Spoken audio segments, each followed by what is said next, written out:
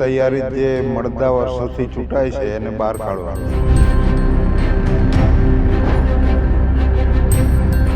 સાંસદ છે, ધારાસભ્યો છે, મળદા જ છે. આ સમાજ માટે કામ બોલવું?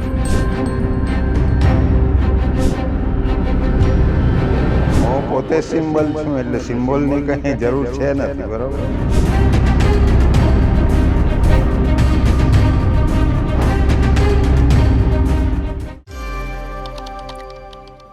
ભાજપમાં ભરતી મેળાની મોસમ ચાલી રહી છે ત્યારે બીટીપીના મહેશ વસાવા પણ ભાજપમાં જોડાવાના છે અને ચર્ચાઈ રહ્યું છે કે મહેશ વસાવાને ભાજપ ચૈતર વસાવા સામે ભરૂચ લોકસભા ઉમેદવાર તરીકે મેદાને ઉતારશે. તો બીજી બાજુ પિતા પુત્ર વચ્ચે પણ ફરીથી જંગ જામવાના એંધાણ વર્તાઈ રહ્યા છે. ચૈતર વસાવા માટે મહેશ વસાવા તો પડકાર છે જ છે, પરંતુ હવે છોટુ વસાવા પણ ક્યાંક ને ક્યાંક ચૈતર વસાવા માટે મુશ્કેલીઓનો પહાડ ઊભો કરવાની ફિરાકમાં છે.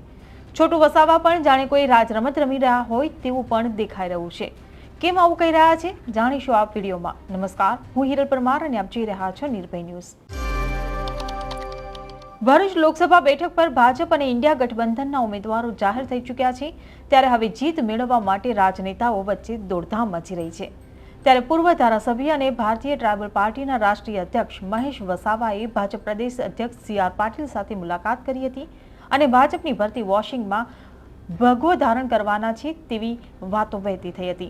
મંગળવારે તેમના નિવાસ સ્થાને ભાજપના જિલ્લા પ્રમુખ સહિતના આગેવાનોની બેઠક યોજાઈ હતી અને આગામી દિવસોમાં શક્તિ પ્રદર્શન સાથે તેઓ ભાજપમાં જોડાય તેવો તખ્તો પણ તૈયાર કરવામાં આવ્યો છે.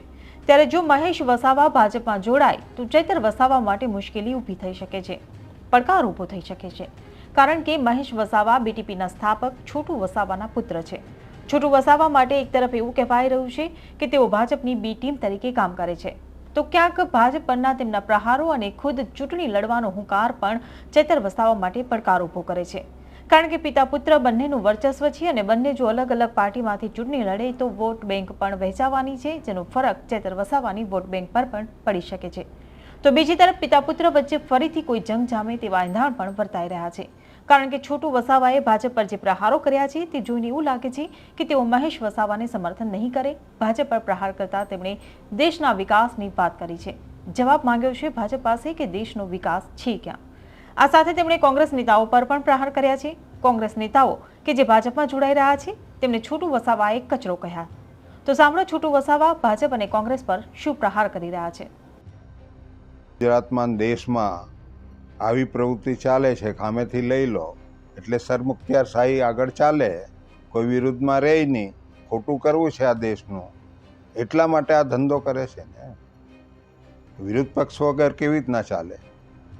રશિયામાં ચાલે, ચાઇનામાં ચાલે, એવું શાસન કરવા માગે છે ભારતની અંદર. લોકતંત્ર ખતમ કરવા માગે છે. એ કેમ ચાલે? એટલે દેશના લોકોએ ધ્યાન આપવું જોઈએ. હવે ગભરાયા છે એ લોકો. EVM નહીં હોય તો ક્યાં એ લોકો રાજ કરી શકવાના?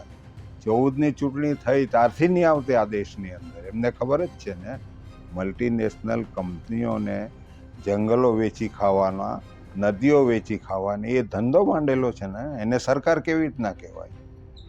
જ્યાંથી ભાગીને નાચભાગ કરીને આવેલા લોકો કેન્દ્રમાં સેટ થઈને કેન્દ્ર સરકાર બનાવે. છોટુ વસાવાએ ભાજપ પર દેશનું લોકતંત્ર ખતમ કરવાનો આક્ષેપ કર્યો છે, સરમુખત્યારશાહી લાદવાનો આરોપ લગાવ્યો છે. છોટુ વસાવા બીટીપીના સ્થાપક છે. સતત 7 ટર્મથી 35 વર્ષ સુધી તેમણે ઝઘડિયા વિધાનસભાનું નેતૃત્વ કરી ચૂક્યા છે. પિતા પુત્રની જોડીએ એક જ બેઠક પરથી ઉમેદવારી નોંધાવી હતી, જ્યારે બીજા પુત્ર દિલીપ વસાવાએ અપક્ષ ઉમેદવારી નોંધાવી હતી અને પારિવારિક વિખવાદ પણ થયો અને આખરે મહેશ વસાવાએ એ વખતે ઉમેદવારી પાછી ખેંચી હતી, એવું કહીને કે પપ્પા સામે કોઈ ઉમેદવાર ટકી શકે નહીં. ત્યારે ફરી એકવાર પિતા પુત્ર મેદાને ઉતરે તેવું ચર્ચાઈ રહ્યું છે.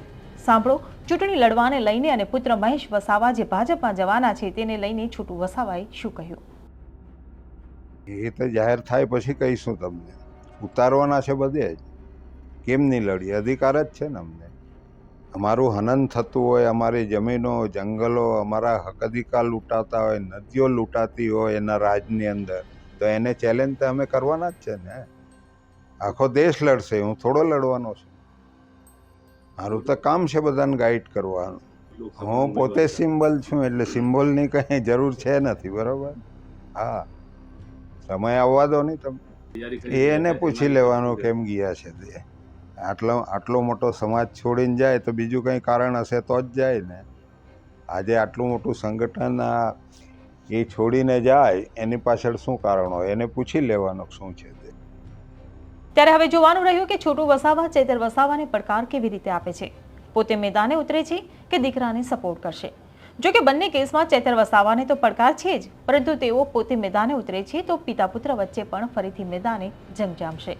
તમને શું લાગે છે આ રિપોર્ટ માટે તે અમને કમેન્ટ બોક્સમાં લખીને ચોક્કસથી જણાવશો. જો વિડીયો પસંદ આવ્યો હોય તો વિડીયોને લાઇક, શેર અને અમારી ચેનલ નિર્ભય ન્યૂઝને સબસ્ક્રાઇબ કરવાનું ભૂલશો નહીં. આભાર.